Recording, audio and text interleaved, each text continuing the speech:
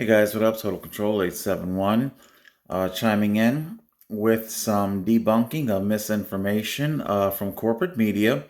It's pretty much where the bulk of misinformation comes from these days. All right, so we're doing our nightly news and let's get to it. The CDC today on who should be next to get it.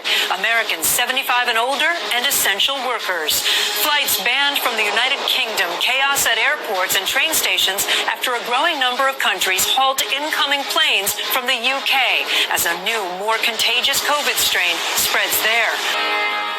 Good evening. Some good news tonight for older Americans who've been isolated for months now. A CDC panel late today recommending anyone 75 and older will be next in line to get the COVID vaccine. But let's begin with Morgan Chesky in Mississippi. Tonight, Moderna's vaccine joining the fight against COVID-19. The new weapon hand-packed inside massive freezer farms, where hundreds of bundled up workers play. Okay, first thing I'd like to bring to your attention is that this is what it's actually like inside of a deep refrigerated environment. You may remember that when, I'll just put it like this, when the alleged morgue trailers were being loaded, we didn't see any of the refrigerated vapor, no cold suits. Up workers, labeled boxes. See? That's cold vapor, from hot air coming in, meeting with the cold, frigid air. So we never saw any of that vapor coming out of the back of the trailers when they were being loaded. Also, I want to bring something to your attention. You may notice that this is an actual refrigeration unit. Okay. We don't find these things on... Nope, excuse me, that is one. But I'll show you what I mean in just a moment. This FedEx truck, some of the very first doses of Moderna vaccine in the entire country. Now it's headed for Memphis after that community's in need nationwide. So we're very confident. There we are. These are non-refrigerated. And if you recall, you will see that that's the type of the front of the trailer that we saw for these alleged morgue trucks. Just pointing out the differences to you, and I'm allowing you to come to your own conclusions. The things that I'm saying to you tonight, they are factual. It is a fact that when they open up the rear of the alleged morgue trailers, there is no cold vapor, and they do not have the external deep refrigeration units affixed to the front of the trailer. That is a fact. Let's continue on. And essential jobs. Combined, nearly 180 million Americans. One of those, UPS driver Tim Elby, whose vaccine delivery turned personal after losing his dad to COVID-19. Can we please talk about... I'm sorry to say it this way because I'm a large man myself. I weigh over 500 pounds myself. But can we please talk about the elephant in the room? It is becoming resoundingly clear the body type that becomes susceptible to the flu. Okay. I don't preach to people about their lifestyle and life choices.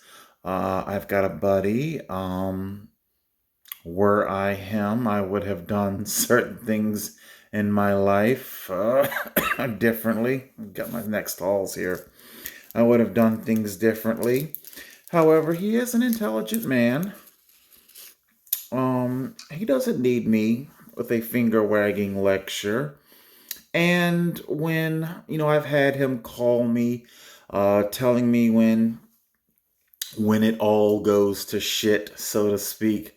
And when people, whether it's him or whomever, call me with, oh my God, this catastrophe just happened, even though, in the back of my mind, I know that had you have done A, B, C, X, Y, Z, the shit would never have happened. The last thing people want to hear from you when when they are going through crisis is a lecture, a morality lecture. People are looking for help, and that's what you should be offering. Um, I'm sure they're very nice gentlemen, but I am sorry. You've made certain life choices that led to certain outcomes. Okay. Um, I can say this about me being a man that weighs over 500 pounds. I absolutely refuse to have all of society living under glass, living like Candor, like Brainiac, Superman Red Sun, living this, under glass protective. We're going to imprison you to protect you, and that is simply unworkable.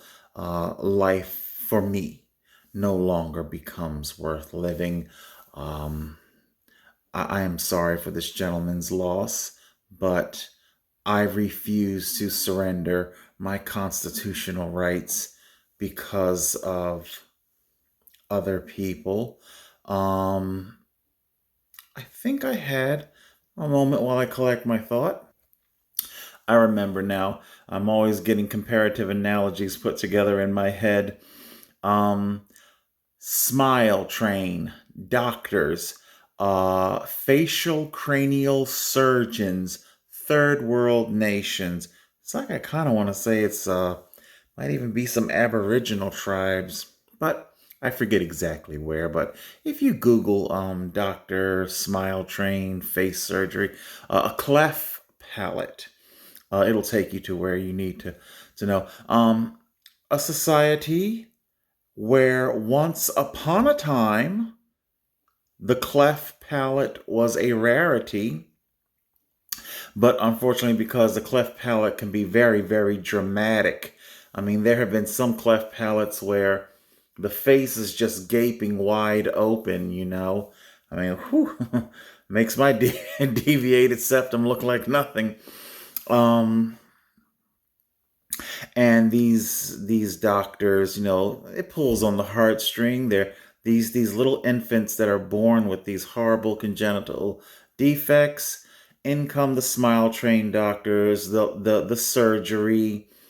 Now here's some effed up thing, because I'm making a comparative analogy to forced global vaccination. Okay, now, I understand in one category that's vaccination, and my comparative analogy deals with surgical intervention. But there's an overall point here that I'm trying to make.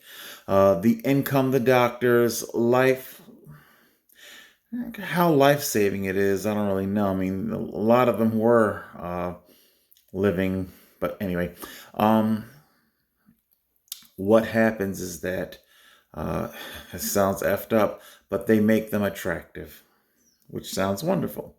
They're attractive. They can get a mate, a husband, or a wife, and then they procreate.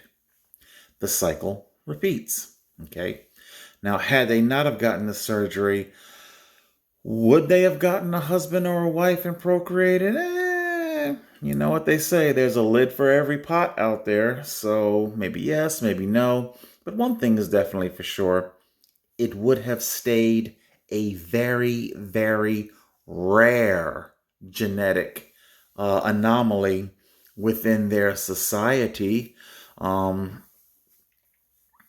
should everybody in the world be given a forced vaccination for Tay-Sachs? A DNA rewriting vaccine for Tay-Sachs? No. Why? Because Tay-Sachs affects Jewish people. Should everybody in the world be given a forced DNA rewriting vaccine for sickle cell anemia? No, because it only affects black people. Okay? COVID 19 affects a certain type of person. Okay? These type of people might want to consider choosing the vaccine of their own free will. Okay? In my analogy with the reconstructive facial cranial, what happened was the doctors did such an incredible job making these infant children so attractive. They grew up into attractive men and women. Sounds wonderful. But they began to breed and procreate. Fast forward X amount of decades.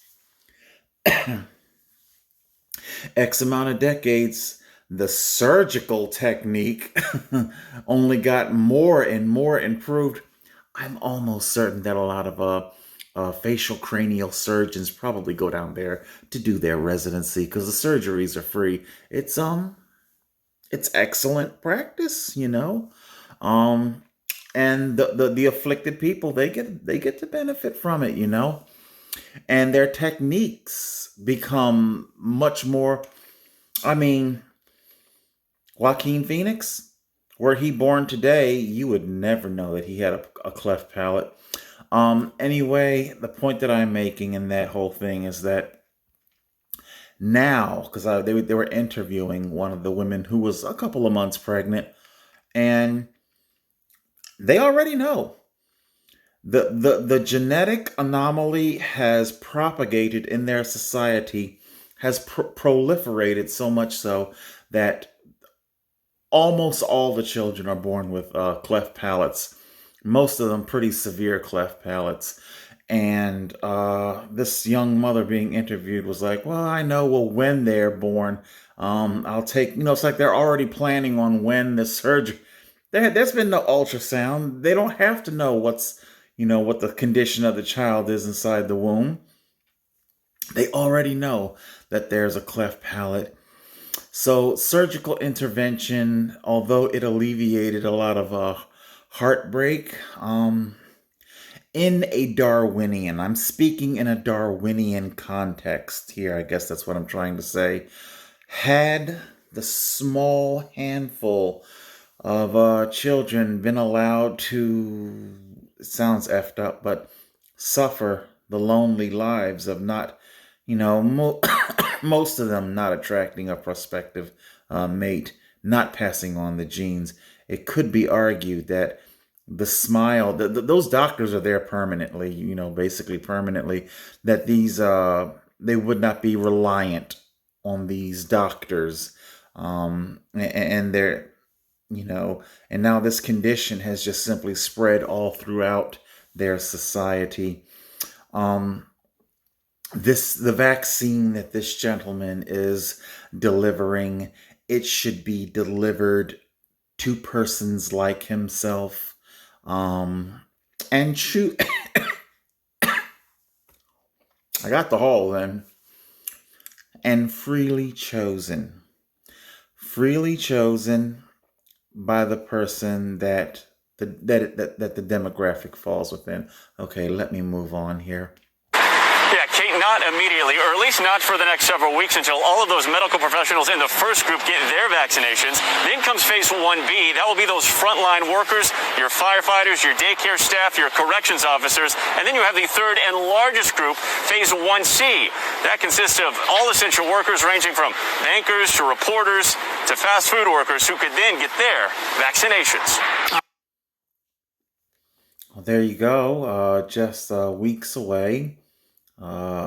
Forced vaccination. Will you be allowed to report to work unvaccinated against a virus that you never needed help with to begin with? You never got sick. If indeed you are indeed in the majority.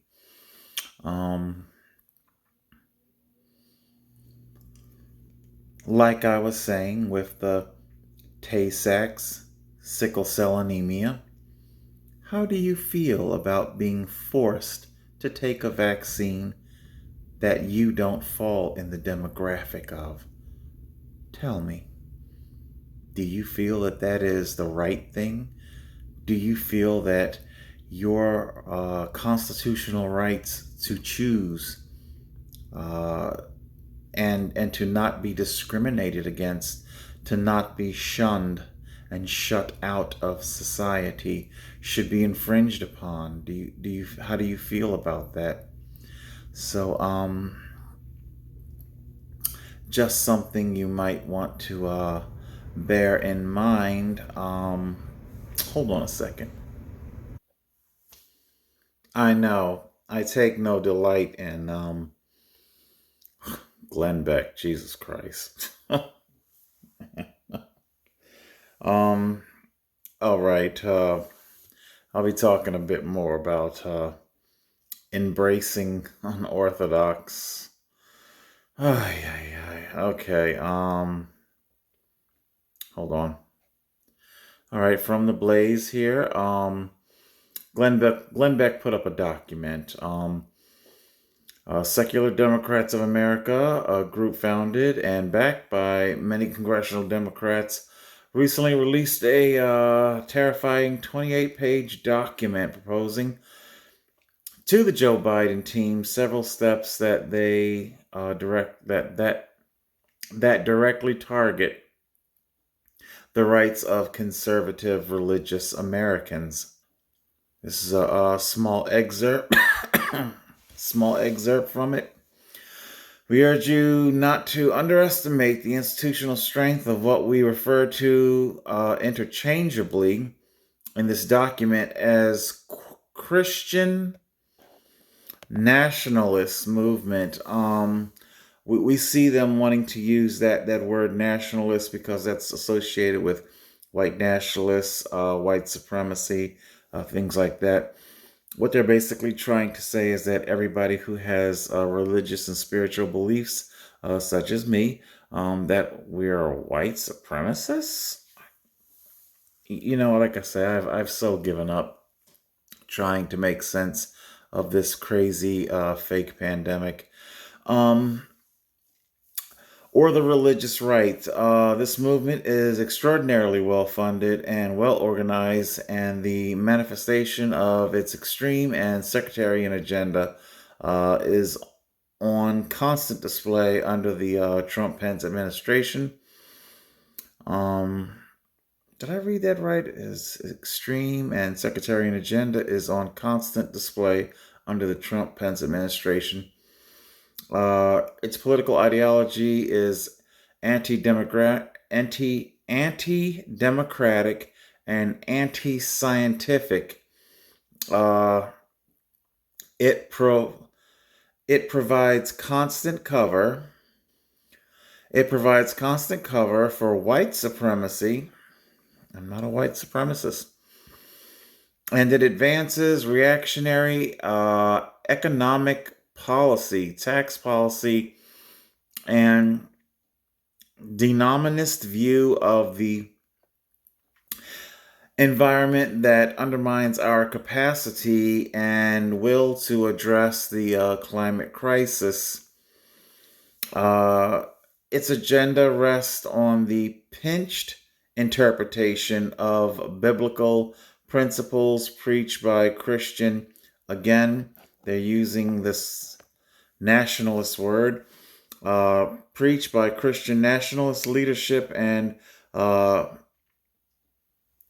leaders.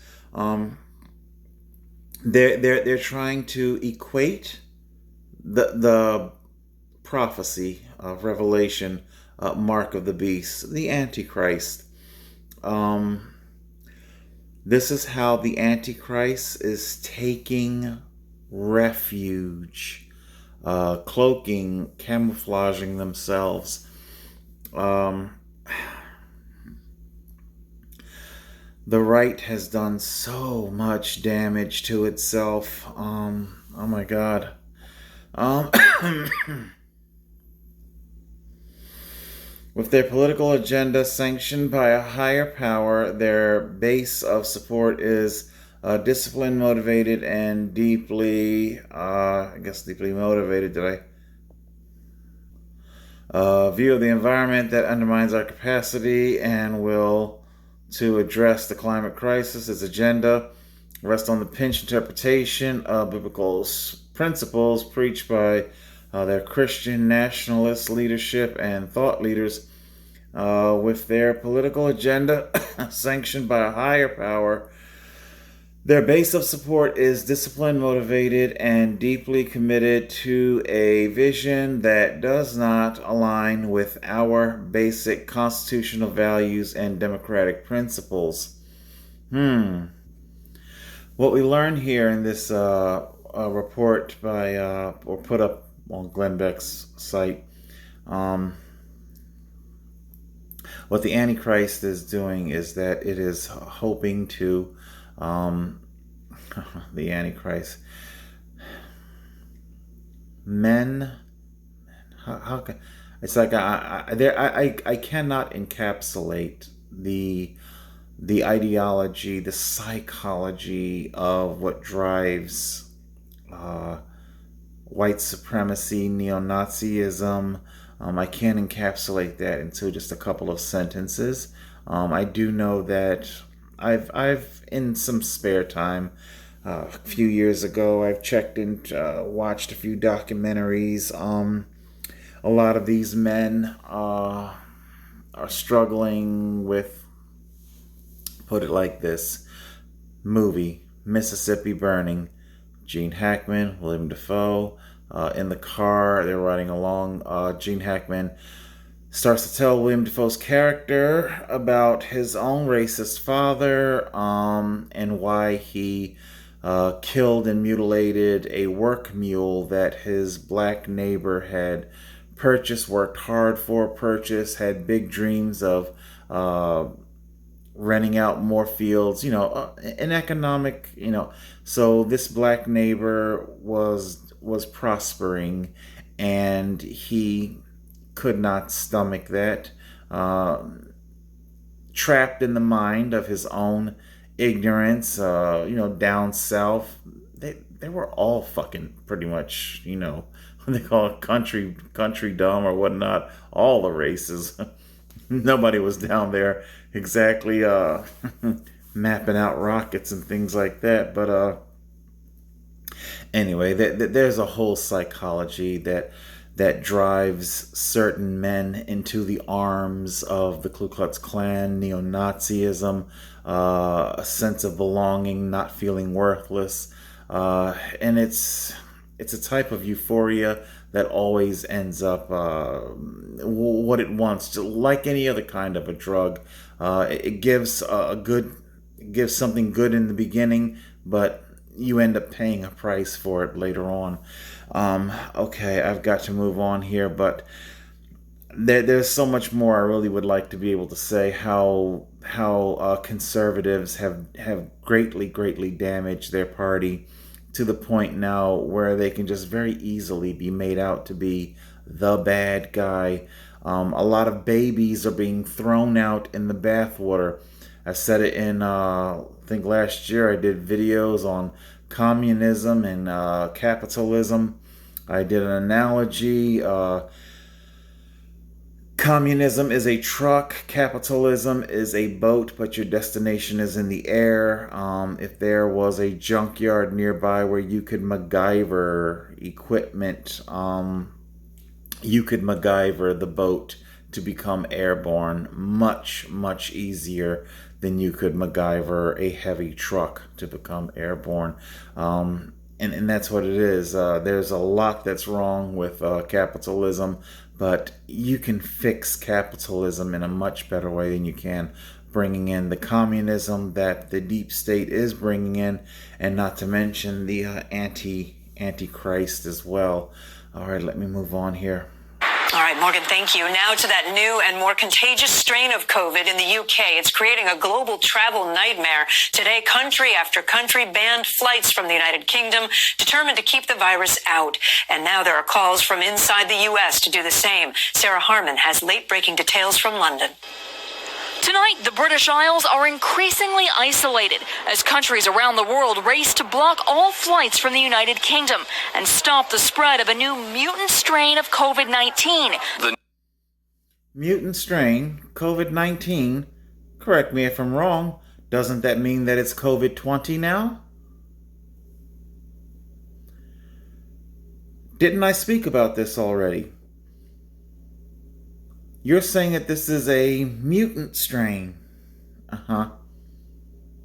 Also, if we're going to believe that the vaccine that they have now came from scratch and that it wasn't planned in years in advance at all, if you truly want to believe that the vaccine that they that they have now was developed from scratch because COVID-19 was so novel and new this time last year, well, then correct me if I'm wrong. Doesn't this mean that all the vaccine that we have is completely worthless now, right? Don't we now have to start all over again? When they say this, what they're trying to set a precedence for is that everybody who had it, recovered, or all of the highly questionable PCR positives, they don't want you hiding behind one of their own fake positives as an excuse to not accept their Mark of the Beast vaccine. There is a reason why they're doing this. New variant is out of control, and we need to bring it under control. The announcement left passengers stranded just days before Christmas.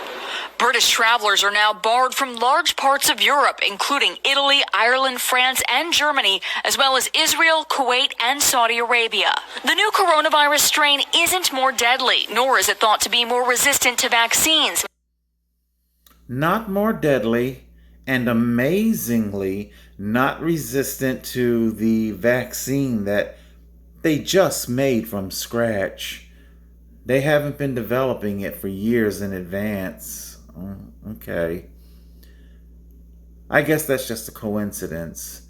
Again, they want to make sure that you can't have any excuse as to why you can't accept their Mark of the Beast vaccine. But it does appear to spread 70% faster than the original virus. Explain that to me. You're already saying that every single headline, every single night, surging, exploding, new records being set. You've already said tens of millions of, people are testing positive, and I mean, you're saying that it's not more deadly, or by what measure are you going on this premise that it's 70 times more easily transmitted? By what measure? Where is the science? Frankly, where is the science for any of the claims that you've made with this pandemic? So far, the U.S. is still allowing flights from the U.K. to land normally. A number of countries have now restricted flights from the U.K. Should America consider doing that? Yeah, my sense is that we can consider it, but I don't know that it'll make a big difference. These strains are popping up in multiple different places in the UK, in Denmark, in the Philippines, and I suspect some strains like that may already be circulating in the United States. Back in London, dramatic scenes late Saturday as thousands raced to catch the last trains out of town. It is with a very heavy heart, I must tell you, we cannot continue with Christmas. After the Prime Minister announced fresh lockdowns to try to stem the spread of the mutant strain. Christmas here. That's strange. I'm going to link my latest BitChute episode. I'll link that down below, and hopefully you can get a better sense of what I'm talking about. There I go into a much more in-depth analysis of the pandemic, a lot more deeper than I can on YouTube. Um, so here I'm just simply pointing out empirical facts. It is a fact that they have not offered any science to explain this claim of 70% increase in transmission. You just simply claimed it. Claimed it how? Um, let's continue on. Is effectively canceled as millions brace for a holiday like never before. And Sarah, we mentioned there's pressure now from inside the U.S. to ban British travelers. Kate, that's right. New York Governor Andrew Cuomo is calling on federal authorities to test or even outright ban all travelers from the UK. Currently, there are 6 flights a day between the UK and New York. Kate? Something I'd like to point out, there's absolutely zero discussion on banning immigration from South America. So UK is hotspot, but illegal aliens are not. Huh. Okay. Should I just simply chalk that up with all the rest of the plot holes? I mean, I got a closet that I can't even close the door with, just filled to the gills with so many plot holes. So UK, international travel, is a death sentence for everybody.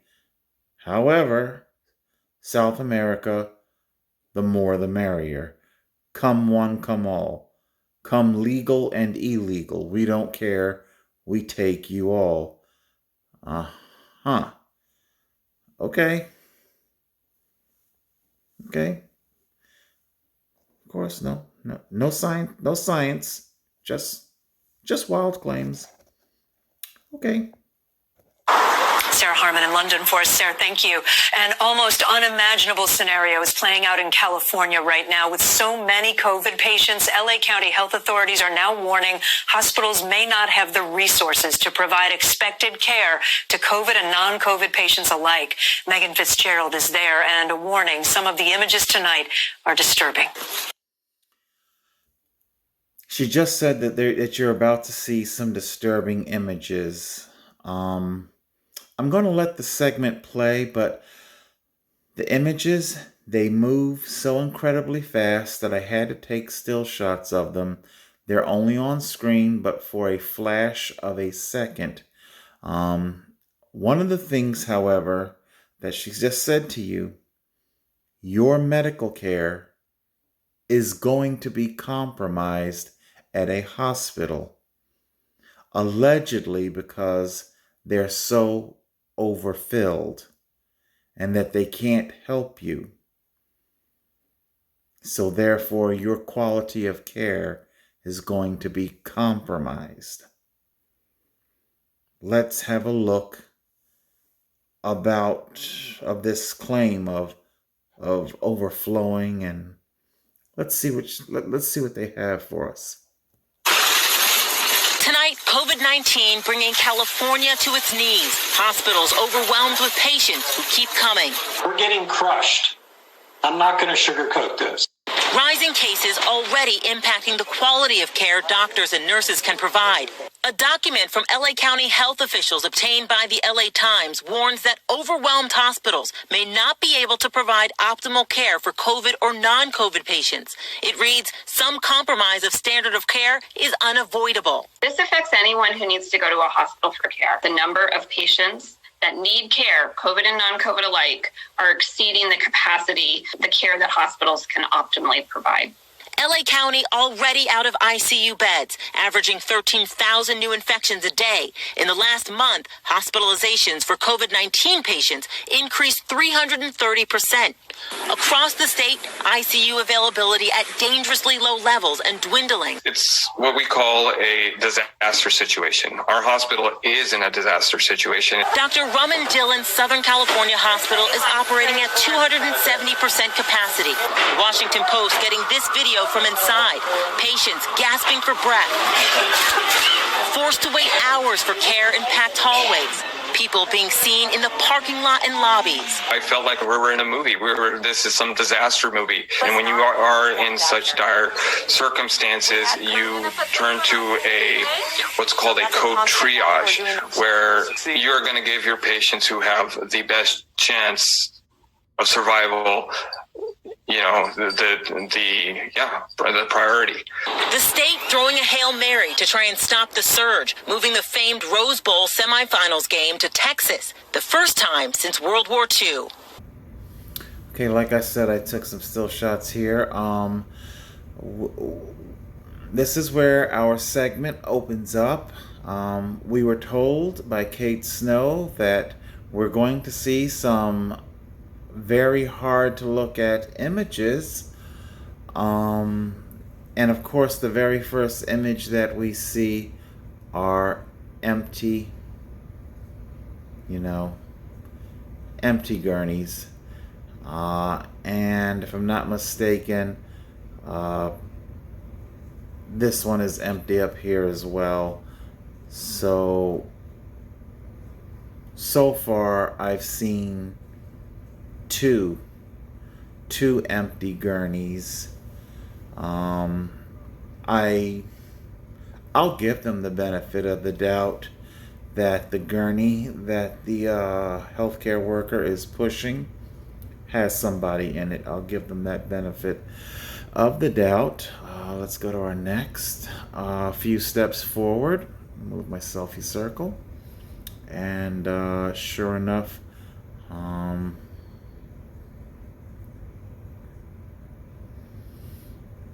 we see yet again another empty gurney. We're walking through the halls, and remember now, they told you that this hospital is overflowing. They gave you they told you what to see. It kind of is in the same category as subliminal advertisement. You were told what to see, and now your mind sees it even though it's not even there. Okay, remember now, I'm not speaking about conspiracy theories. I'm not making false statements. Everything that I'm saying in this video is proven right there on camera.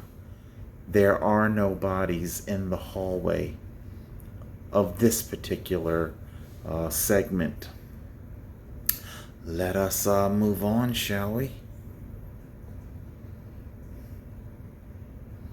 Okay. I'm sure you already know what I'm going to say. I'm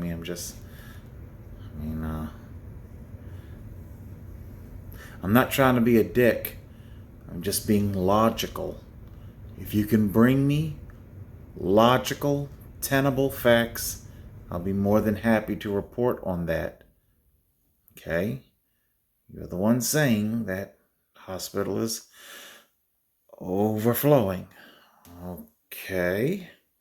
Let's see if we can find overflowing. Okay, we have here 1, 2, 3 patients. If you want, like I said, we can count the first gurney being pushed, healthcare worker. So maybe 4. Maybe 4. Now I know some of you might be saying, well, why are you so cynical? Why are you so distrusting of what you're being shown? Well, because of this. Does anybody recognize this image? Uh, Providence of St. Mary. This is stock footage, okay? You're now being shown stock footage. And what's so important about this is that Kate Snow she headed up this segment by saying that our hospitals are absolutely ravaged and overflowing, yet already seconds.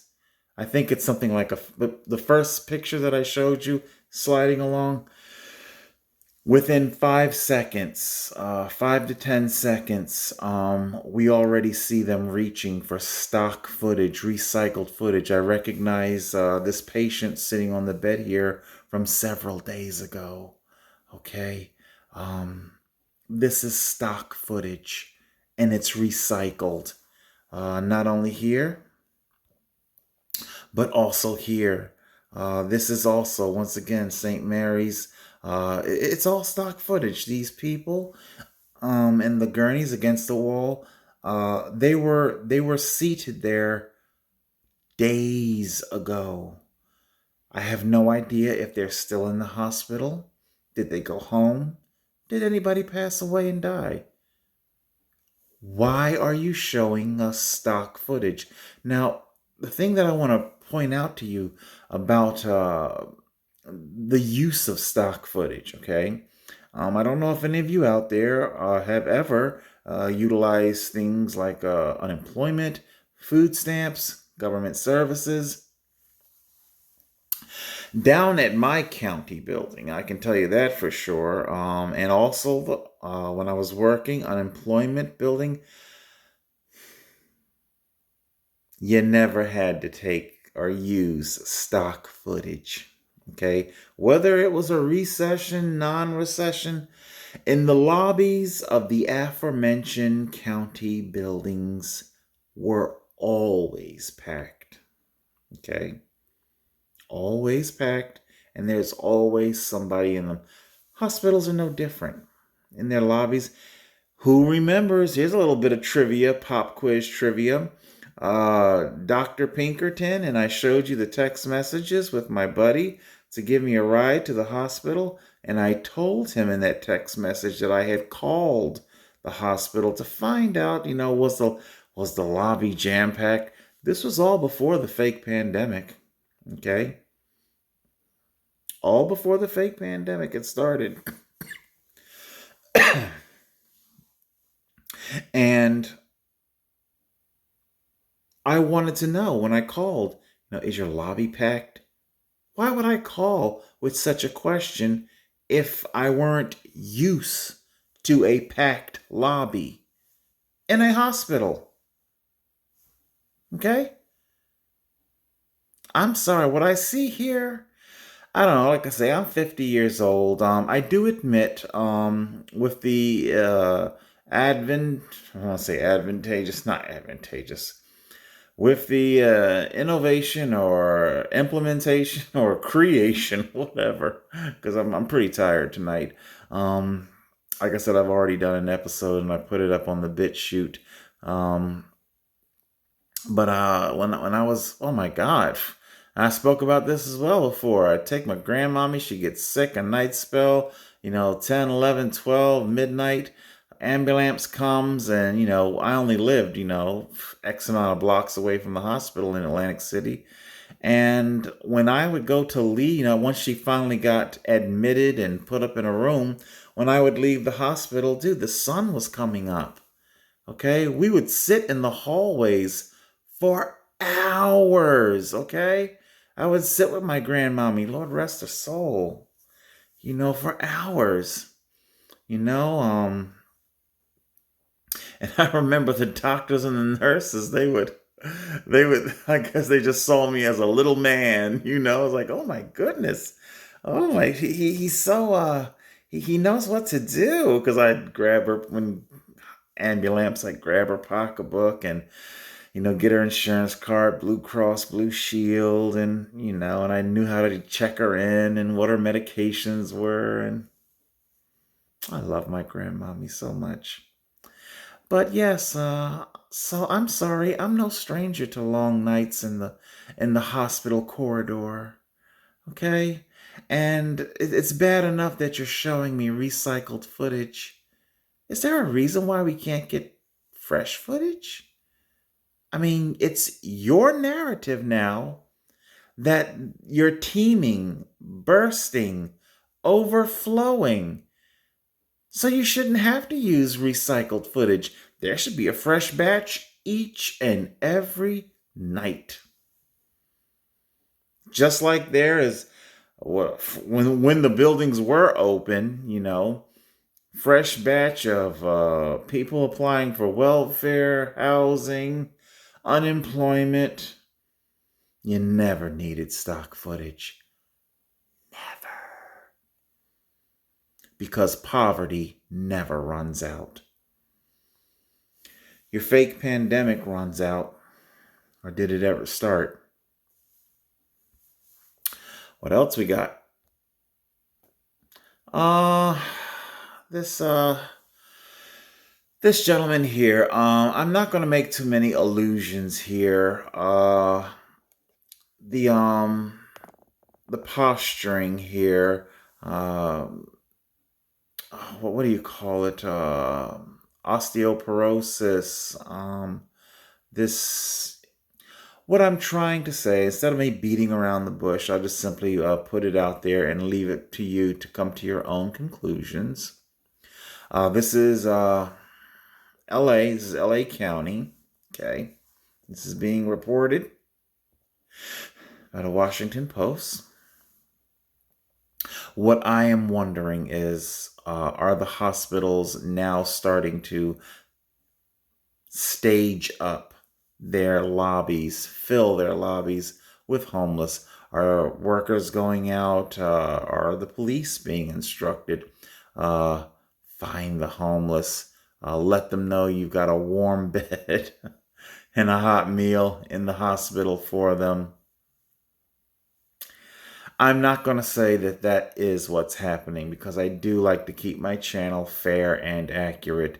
I'll just say that it's a possibility. I don't know if this gentleman is homeless or not homeless. I really don't know, So I'll just simply have to leave it at that. All right, let's move on. Okay. Again, Washington Post. We've already spoke about it with our UPS driver.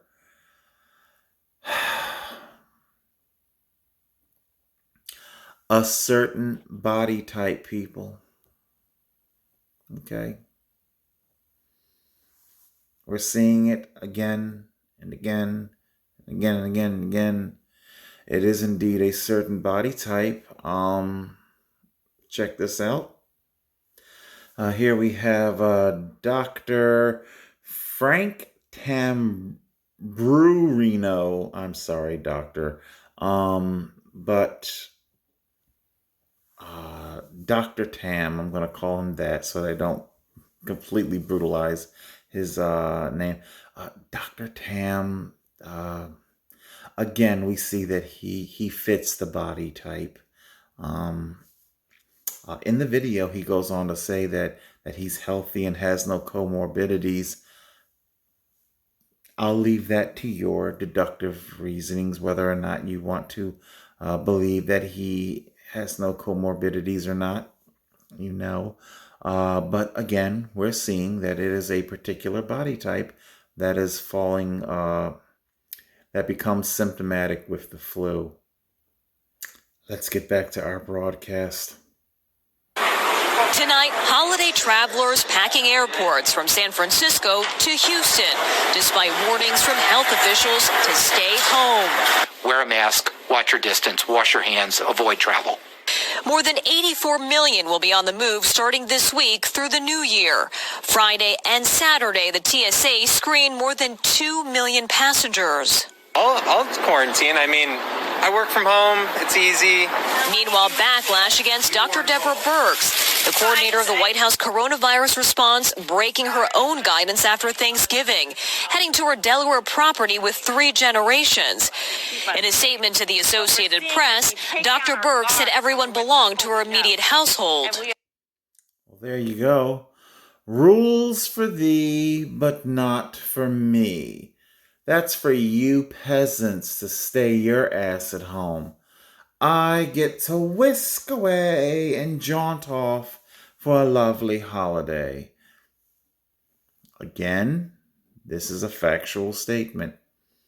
How do you feel about that? Remember now, this woman is constantly telling you, okay? She's constantly telling you how incredibly deadly everything is and how if you break guidance, you're going to kill everybody. Clearly, these people do not believe the garbage that they're feeding you, okay? They feed you garbage while they eat filet mignon. Let's move on. Household. Her trip underscores the challenges that many families are facing during a pandemic as they weigh the risk before travel. As a country, pre-holiday testing is in high demand. In New York, it meant waiting outside in frigid temperatures. Out west, cars wrapped around Dodger Stadium, creating its own LA traffic jam. Waiting for hours in frigid temperatures for testing. Hours. Frigid temperatures. And then they wonder why people are getting sick. Did you ever stop to think that your own testing, forcing people to stand out in frigid temperatures, might just be attributing to this? I mean, hey, I get it. I know I'm not a scientist, but do you need to have a PhD? You know? Do you need to have a PhD to figure out that when you force people to stand out in the cold, that it will make them sick? Okay? Although, to be more accurate, though, I think this is ours back in California, because that was New York I showed you before, because I want to be fair and honest with you. But here we can, I'm pretty sure, because we see our palm trees. But we see also, these people, they're dressed for colder temperatures, no doubt about it. I do see some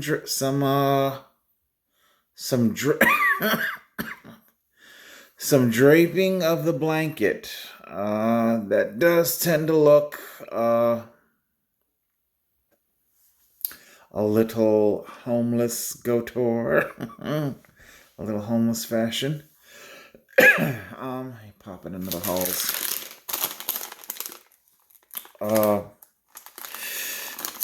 And you have people, out. One of the things I wanted to talk about that I took these pictures is they never ever go inside of our tents here. Okay, is there now? Remember, your whole thing is these people are sitting out here. Are sitting out here because there's no room for them in the hospital. And I take it they're being triaged out in the open because there's no room in the tent either? Is there a reason you're not taking us inside the tent? Remember now, we only saw a small handful of people in our footage, and quite frankly, half of that footage, to my knowledge, is recycled. Quite frankly, it could all be recycled. But I only speak about the recycled footage that I know for fact. Okay? I can't tell you for sure that all of it was recycled. But Don't be surprised if you do see all of it a couple of days from now and other newscasts on other networks. That's what they do. That's what they've been doing, recycling the stock footage from the hospital. And it's supposed to be so overflowing, yet you have to use recycled footage.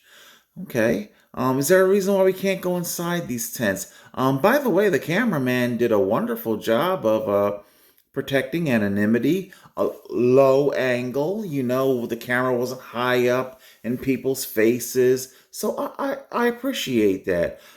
My demands are not unreasonable.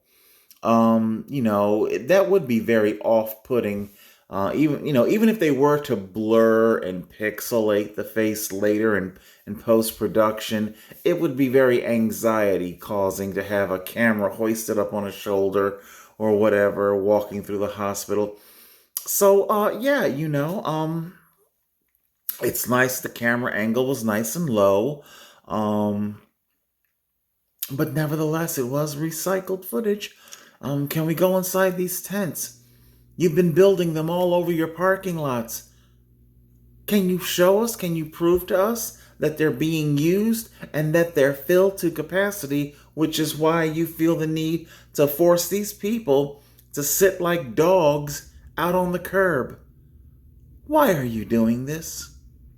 Is it because they're homeless and that they don't really, we can treat them any kind of way? Is this the kind of degradation of quality of care that we can now expect? Is there going to be a differential? The vaccinated get this quality of care, and the unvaccinated get this quality of care, lack of quality of care. Is this where the unvaccinated, unvac, Is this our future? To be made to sit out on the curb like animals, like dogs. And quite frankly, that might not do it justice, because the last time I checked, they were allowing dogs inside stores and hospitals. Therapy dogs. Animals get to go inside. These people these people don't.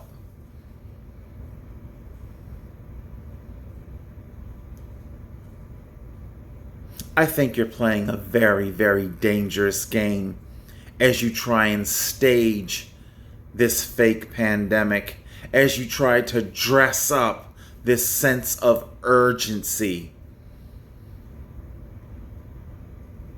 A sense of urgency with empty gurneys. Your empty gurney sense of urgency. Because that's what you've shown me here today in your episode. You've shown me empty gurneys. You've shown me stock footage. You've shown me a multitude of tents. And the only time I have seen the inside of them is they're unused. Tell me something. Are you keeping these people outside the tent for fear that they will speak to the media?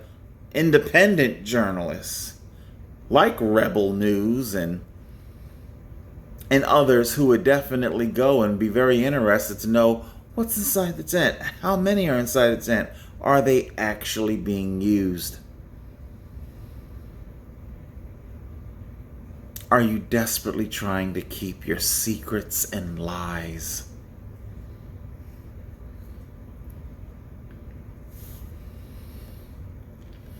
I'm hitting my hour, so I want to jump down to the end here and round out. This is the stimulus. They're talking about the stimulus here. Hey, half a loaf is better than no loaf. I could have definitely used the 1200, but half a loaf is better than no loaf. I will take it. Thank you very much.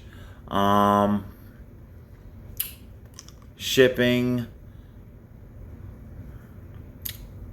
I want to get to, right, here we are. See if you guys can pay attention to this. Attitude for those making the deliveries. In Virginia, neighbors consider UPS driver Anthony Gaskins a local hero for dropping off their packages all year. Families ready to celebrate and hoping it's worth the wait. Jolene Kent, NBC News. Up next, the network of home cooks across the country serving up goodness. Finally tonight, there's good news about the big difference a small gesture can make and how everyday cooks in kitchens across America are helping others feel loved with a simple hot dish. Across the country, the need has never been greater. Millions impacted by COVID's economic fallout lining up for food donations. I was feeling pretty helpless. Friends who were losing jobs, friends who were losing childcare. Exactly. The fake pandemic has stressed people beyond their breaking point. I read a story today about a woman whose business was shuttered, and she ended up taking her life. I believe it was at the end of October. She committed suicide. This is a lovely piece here. They cook up lasagnas, and it looks good too. I'm going to wrap up here. I'm hitting an hour. What I wanted to point out to you, though, was how people are suffering from depression and how people are starting to self-medicate from that depression. I mean, it does look good. Nice and saucy and cheesy. What happens is people in the wake of the fake pandemic have been self-medicating. They've been placed under house arrest. They're sedentary. You took away their gyms. You took away their means of remaining healthy. And they're now self-medicating with a lot of comfort food, which then ends to situations like this, where they end up at the hospital for comorbidities. Are you paying attention? You got them standing out in the cold. They're self-medicating. And then they become obese. And then they turn to food. And it's a vicious cycle. A lot of this is personal testimony, in case you're wondering. Yes, a lot of this is personal testimony. I believe I told my social worker I sent my vanilla extract and nutmeg and all my fixins that I use to make bread pudding out the door with my cycling buddy. It was a necessary intervention. I was just making, every 2 or 3 days I'm making another pan of bread pudding, and just, oh my God. I went from 500 pounds to 520. Good God, the scale only goes up to 550, Jesus Christ. So yes, I hardly ride the bike anymore, in case you were wondering. There's a lot of depression,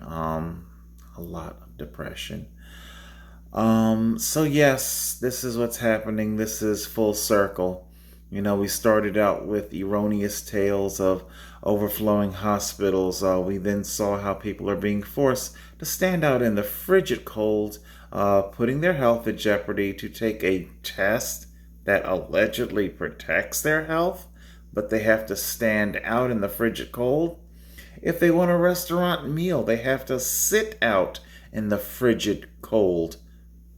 And then you begin to wonder why people end up in hospitals needing help. You can't piece this together? Okay? I thought you were so big on contact tracing. Why don't you contact trace some common sense? Contact trace that, okay? Good Lord, it's something that we were all raised with, our mommies. Boy, if you're going outside, put your coat on, zip it up. You'll catch your death. Okay, guys, that's it for now. Hopefully you can make some good decisions here, some good understanding.